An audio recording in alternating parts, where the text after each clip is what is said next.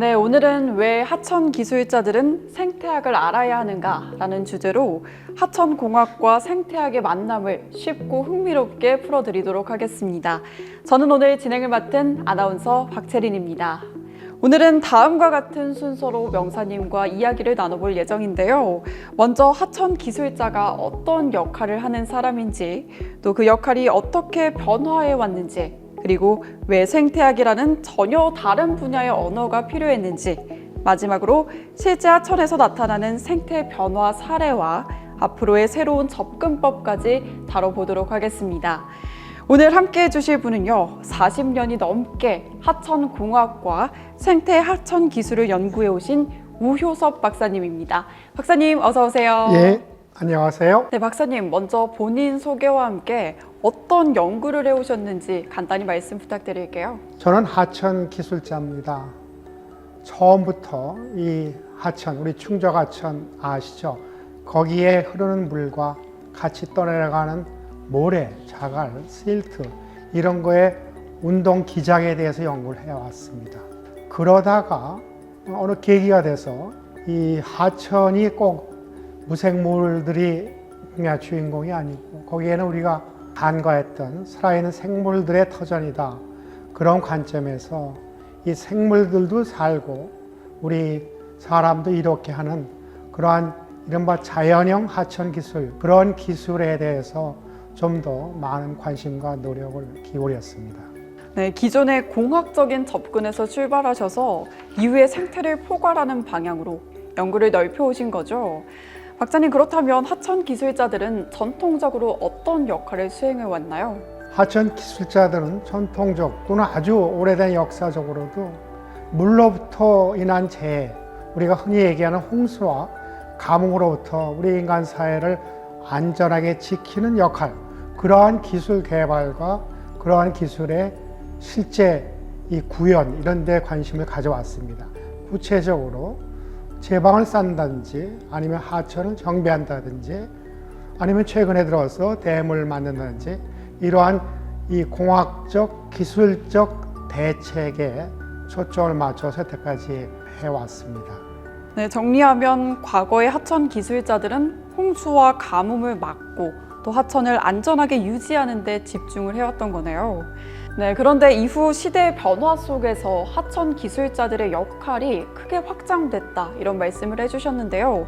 어떤 점들이 달라진 걸까요? 그렇죠. 그러니까 지금 하천 기술자에 들어 하천 구조물, 하천 자체의 설계만 합니다. 근데 거기뿐만 아니라 하천 복원, 또한 하천의 보존, 그리고 하천의 지속 가능성, 여기에다가 지역 사회와의 소통, 이런 것들까지도 다 같이 전통적인 하천 기술과 결부해서 하는 것이 시대적인 그 화두가 된 것이라고 생각합니다. 지금은 생태, 지속 가능성, 또 지역사회 소통까지 포함한 넓은 역할을 수행하게 된 거네요. 네, 그럼 이런 변화 속에서 하천 기술자들은 어떤 기술을 새롭게 익혀야 되는 걸까요?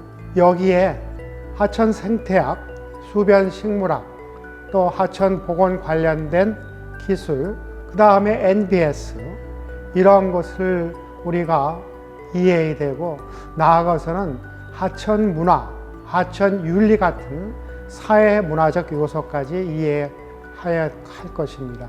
이렇게 함으로써 우리의 전통적인 하천 기술 플러스 생태계 관련된 것을 우리가 고려해서 양쪽을 다 충분히 우리가 이해하여야 할 것입니다. 네, 그럼 공학과 생태 이 두 가지 분야의 지식을 모두 이해하는 그런 전문가가 필요해진 거네요. 자료를 보면 하천을 바라보는 두 가지 시야 이런 표현이 있었는데요. 이건 어떤 차이를 의미하는 걸까요? 예, 여기 지금 화면에 나와 있을 것 같은데요. 여기 보시면은 우리 같은 하천 기술자들이 보는 하천의 모습이 있습니다. 상류에서 하류까지 그리고 좌우로 보면은 우리 기술자들은 과거부터 지금도 대부분 오로지 그러한 하천 횡종횡단면에서 흐르는 물의 역학적인 성격 혹은 그러한 하천을 끼고 있는 유역에서 내리는 강우에 의한 어느 점에서의 유축 효과 이런 데만 관심이 있습니다. 그런데 그 하천을 보면은 우리 같은 기술자들이 보는 종횡단 단면도가 아니고 그 안에는 상류, 중류, 하류의 서식처 여건에 맞는 생물들이 거기에 살고 있습니다. 그리고 횡단면으로 볼 때도 횡단면의 복잡한 지형 그런 거에 맞게 그 생물의 종과 다양성이 그 안에 각각 있는 거죠. 그래서 우리 기술자들은 우리가 여태까지 보아온 단순한 기하학적인 종횡단, 그 외에 흐르는 물에 대한 계산 이런 거에만 초점을 맞추는 것이 아니라 동시에 이렇게 우리가 간과했던 생물들의 서식처로서의 그 생태계 이런 것들을 항상 결부해서 같이 보는 눈이 필요하다는 것이죠. 네, 하천을 바라보는 서로 다른 두 시각. 지금의 하천 관리는 그 두 가지를 모두 다 가져야만 한다. 이런 말씀이시군요. 네, 그렇다면 자연 기반 해법, NBS는 하천 기술자들에게 어떤 의미를 갖는 걸까요? NBS가 지금 많이 유행하죠. 사실은 네이처 베이스 솔루션이니까 자연 기반 해법이다. 그 얘기는 자연 또는 환경 기능에 기초한 대책, 사회에서 일어나고 있는 다양한 특히 기후변화에 의한 여러 가지 문제를 해결하는 대책으로서 이용하자는 겁니다. 이 그림 보시면은 NBS를 하천에 적용한다는 것은 우선은 이 그림의 맨 우측 보시죠. 거기에 그레이 인프라라고 있습니다. 이거는 우리가 여태까지 전통적으로 해온 이 토목 재료를 이용한 이 효율성을 강조한 공학적인 대책입니다. 그러한 것들 말고 거기서 좌측으로 보면은 다양한 대책들이 이른바 NBS입니다.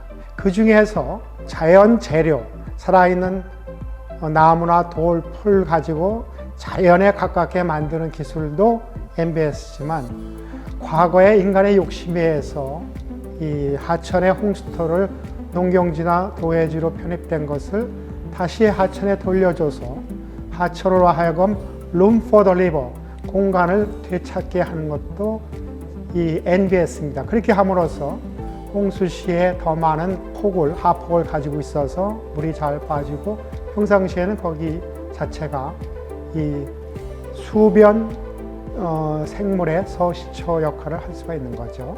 네, 그럼 결국에 기존처럼 막는 방식이 아니라 자연이 가진 조절 기능을 활용해서 이 하천을 회복시키는 그런 접근이라는 거네요.